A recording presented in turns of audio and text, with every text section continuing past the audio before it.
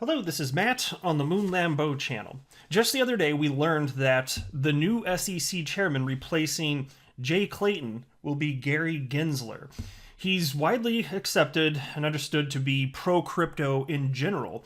He's actually rather knowledgeable as far as what Ripple is doing and the use case of XRP as a bridge currency. Unquestionably, he knows that. However, he's also previously stated that XRP, in his view, is a security. He said that back in 2018. And so there are a number of questions here. And I put in a video where I shared some initial thoughts the other day, and I've thought about this. I've got a lot more to share with you. So on a couple of different fronts, including, is XRP more risky to hold now as a result of Gary Gensler coming on board? And does it matter to us as XRP holders that Gary Gensler actually does have a pretty solid fundamental understanding of RippleNet and on-demand liquidity utilizing XRP as a bridge currency? And what's the likelihood of all of this turning out A-OK and XRP continues to survive? So there's a couple of the high-level questions that I'm going to be hitting at during this video. Now, I do want to be clear that I don't have any sort of legal or law background whatsoever. I am not a financial advisor. You should not buy or sell anything because of anything that I say or write ever. I am not offering financial advice. I just like talking about these topics as an enthusiast, and I run this YouTube channel as my most favoritist hobby that I've ever had, but that is all that it is. If you would please delicately tap the like button, I'd appreciate the support, and I recommend that you treat yourself, girl, by subscribing to the Moon Lambeau channel, which is the Moon Lambeauest of all channels on the YouTubes. I do not know what the hell that means, but I will continue to insist it is the case. All right, so let's start here. How about this? Is XRP more risky to hold as a result of Gensler coming on board as SEC chair, given that in the past he has stated that he believes that Ripple's sale of XRP is just they're selling an uncompliant security? And I think it's a fair question. It's a fair point to bring up, right? If you're an XRP holder, then you're like me. We've got skin in the game, and I'm not afraid to tackle the tough and scary questions here. And so when I saw community members on Twitter talking about this, I thought it's a fair point to bring up. Is it the case? And right out the gate, I hadn't had time to process it, so my initial thought was, I don't know, but maybe. Now, as I've had another day or so to ponder this further and look into specifics, I personally, at this point, do not believe that Gensler coming on board has made it more risky to hold XRP, and I will articulate why right this second. So consider this. Gary Gensler coming on board is going to do nothing. So the initial charges of the SEC against Ripple, those are already out there. Like that doesn't change because there's a new SEC chair. If anything, hopefully things could go more positive and we end up actually finding out that there's a settlement. That would be great. That would be ideal. But if this thing goes to court, the charges are already out there. So consider this. You're talking about a former SEC, Jay Clayton, who made his stance clear that he believes XRP is a security. And then you got Gary Gensler coming in saying, at least previously it stated, that XRP was a security back when he made the comments in 2018. So even if he still believes that, nothing has changed. It's like the net effect of that is zero. Somebody that came in replacing Jay Clayton that thinks the same thing. Well, then where's the increased risk? I'm not seeing increased risk. I am seeing more risk holding XRP as a result of the claims against Ripple and the halting and delisting of XRP on various United States exchanges. I'm seeing that as those things. I'm happy to acknowledge that does make it more risky to hold XRP, but it does nothing to change my conviction. And I'm not trying to scare anybody. I just want to be a realist when we're covering this stuff on the channel here.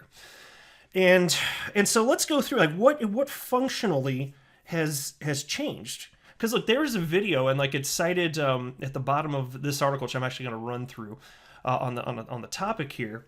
There's a video that came out showing Gary Gensler teaching a course at MIT, and he called XRP a bridge currency.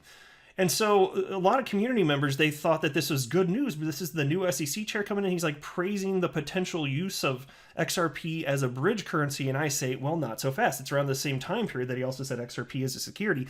He's recognizing the potential utility. At that point in time, though, don't forget, XRapid, which is now known as on-demand liquidity, it was not live. It wasn't getting used except for a little bit in beta. So it was not live. There was substantially less utility back then. And so in a conversation, he referred to XRP as a bridge currency, but it was just in that context of referencing functionally how XRapid, again now known as on-demand liquidity, actually works. That's all that it was. So I want to be realist about this. I see some people on Twitter praising this. He called it a currency. So, well, that does nothing to change the fact that the SEC is coming after Ripple.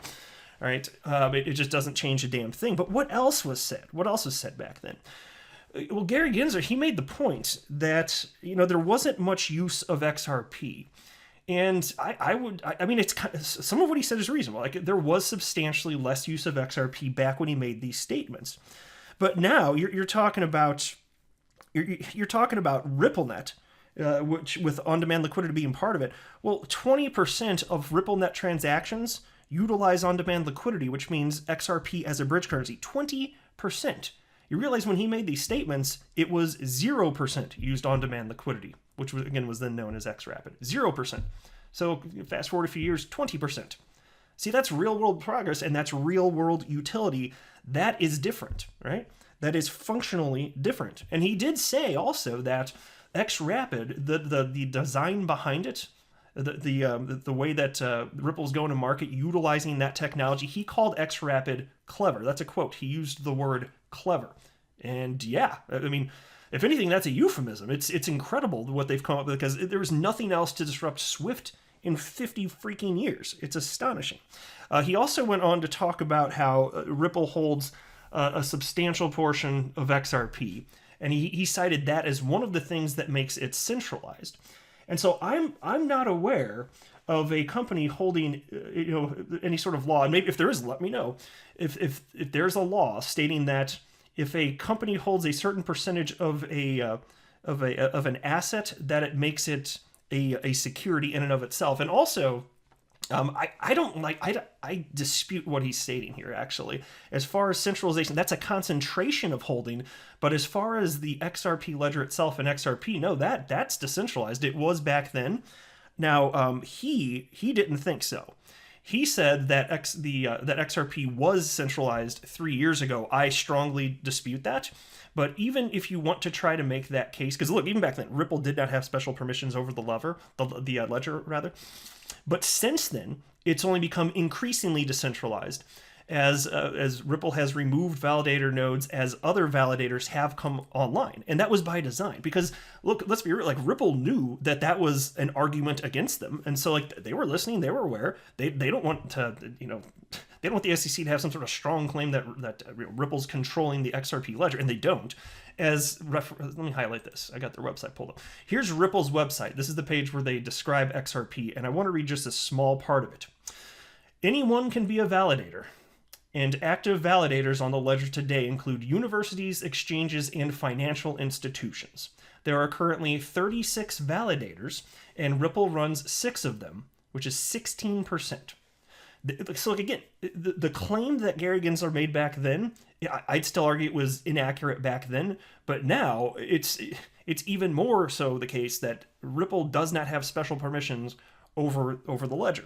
And so all of these points were fair to bring up, right? And part of the reason he may have said it's decentralized, and this is something I've known to be true over the last 3+ years I've now been in the world of crypto, is what defines a cryptocurrency as centralized is rather subjective, and all sorts of people have different basically, it's like they have their own litmus test, basically. They just make it up because there's no sort of entity that's providing sufficient guidelines. And even if an entity is, and they feel like they are, well, what about every other entity on the planet that has a different opinion to some degree? So it makes things a little bit hairy, right?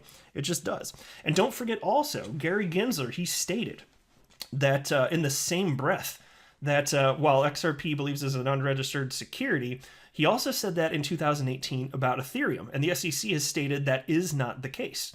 They've come out and stated that Bitcoin and ETH, not securities. So in that case, he was wrong. Or something changed. Maybe things became more decentralized with ETH over the last couple of years too. I don't follow Ethereum. I hold it, but I don't follow it that closely. I'm most interested in Ripple and XRP, and so that's primarily what my channel is about. Not exclusively, but this is an XRP-centric channel, right? So I look at that and I'm like, well, he was already wrong about that. The SEC didn't agree with him on that, and now there's more utility. And there does seem to be this understanding that a cryptocurrency can go from being centralized to decentralized and vice versa.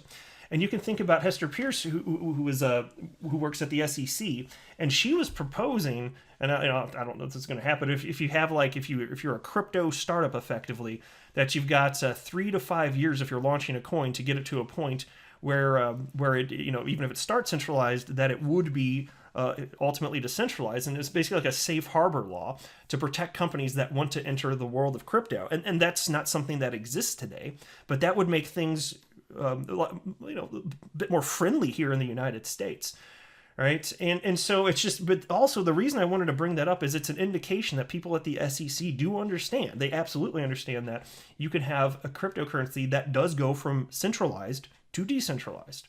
And it's just a matter-of-fact type of statement. And then you can talk about also, this is another thing he brought, he's like, really, there's no utility for XRP, and Ripple's the only one that's pushing any projects for it. Well, it wasn't literally true back in 2018, and he had a pretty good understanding of what's going on in Ripple, but I don't think he understood the other stuff necessarily that was on the horizon. And you can go here, here's RippleX, formerly known as Spring. This is the development arm of Ripple. This is their page, ripplex.io. And they had, for use cases here, they have 3 broad categories. Payments, that's what Ripple's doing.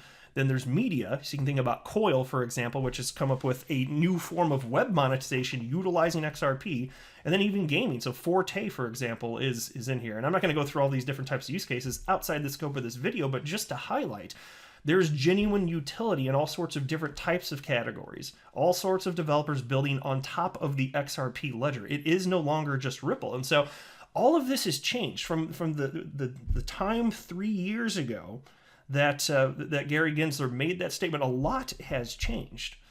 And so I don't know for sure what his opinion would be today if we could just understand what's actually going through his noggin. Now, given that he's going to be running the SEC, I don't think he's going to come in and then say something completely to the contrary, as far as the claims that the SEC has put. I think that court case, as far as I know, it's just going to go forward as is if it goes to trial. Hopefully there's a settlement, but if not, it's probably just going to go through, in the form that it's in, right? Why would it not? And also wanted to point out, so here's a piece from Crypto News wrong word. Crypto News Flash, titled SEC Enforcer Behind Ripple Lawsuit Resigns, New Chairman Called XRP a Bridge Currency in 2018. So I just wanted to highlight that one of the people that put this together has exited stage left. How about that? Now, it's not necessarily surprising that we're seeing a lot of people on the out, given that there's an administration change coming up, so maybe that part in and of itself isn't weird. The weird part is that knowing that they were out, they just they created this dumpster fire of a problem, right? And they're like, you guys deal with it. Bye, Felicia. That's basically what they did. So take a look at this. The U.S. Securities and Exchange Commission announced yesterday that Mark P. Berger, the acting director of the Division of Enforcement, will end his tenure at the agency this month. For Ripple and XRP and the XRP community, this could be positive news, just like the departure of Jay Clayton as SEC chairman. Berger played a major role in the SEC's action against Ripple Labs after he was named deputy director in August 2020 and acting director of the Division of Enforcement at the SEC in December. Although Berger's time at the helm of the division was rather short, he used it to lead the enforcement of the securities lawsuit against Ripple Labs and its co-founders. So, could this be good? Potentially. It's just one more person. I don't know who's replacing them, but I can't imagine them being worse and more incorrect about all this. So, I think it's not going to be a bad thing, right? So he's gone, Jay Clayton's gone, and I'm sure a whole bunch of others are going to be out as well that were with the SEC. So that's kind of where we're at on this. Again, I just want to be a realist. I'm just giving you my honest, everyday Joe Schmo opinion on this stuff. XRP, riskier investment at this point in time because of this nonsense, but I believe that Ripple will be found to be on the right side of history, in particular, the point that matters most to us of XRP not being a security. If the way in which they sold it was non-compliant, well, okay, fine. If they need to pay a fine to settle and get this whole thing behind them, I don't have a problem with that. Because it might sound wacky, but I've mentioned this on the channel before too, that you can be in a position, if you're a business, of selling something that in and of itself isn't a security, but you're promoting whatever it is in such a way that people that invest believe that you're going to increase the value, the price of it. And so there can be a manner in which it's sold, which actually is problematic, whereas the asset underlying isn't necessarily a security as a result of that, which I find to be quite genuinely fascinating. So as a result, is XRP a security? I don't see how you could possibly argue that. Even if you took Ripple, the company, out, like it no longer existed, the XRP ledger ticks on. You could argue, okay, bad price action, fine, but it proceeds, it lives, right? And so I wouldn't want to be on the SEC's legal team. Like I would not want to, if I were a lawyer, and I'm not, but if I were, I would want to be on the side of Ripple. And don't forget also that a director of the SEC, Andrew Serezny, I believe is how you say his name, he's a former director of the SEC, and he is firm that XRP is not a security, and he's leading Ripple's legal team. Think about that. Don't forget, and he's not the only one. They've got other former SEC employees backing their stance as well. So we'll see how it all plays out, but I made my decision. I'm going to hold firm because I think that Ripple will be found to be primarily on the right side of history, even if they have to pay fines and there's a settlement, whatever. But, it is the case that most of the time when the SEC brings charges against a business, most of the time, statistically speaking, they do not go to trial. So we'll see. And look, with a new administration coming in, it's not like it's going to get any less friendly towards Ripple. It's either going to be the same or hopefully get a little better. That's what I would think anyway. We'll see what happens though. So I guess I think that's everything I wanted to cover. So I guess I'll wrap up there, but I would love to hear what you guys think. I hope you guys are feeling okay. I know it's kind of scary times to be an XRP holder, but that just, if you're feeling that way, it just makes you human, I don't like this either, but here we are. It's also part of the reason that I realized that it'd probably be wise for me to diversify further into crypto. I'm holding all my XRP, but I thought I'm going to feel a lot better if I just do a lot more diversification. So that's what I'm working on now within the crypto asset class. But I will wrap up there. I am not a financial advisor. Do not buy or sell anything because of anything that I say or write. That would be a very, very, very bad idea. Until next time, to the moon, Lambo.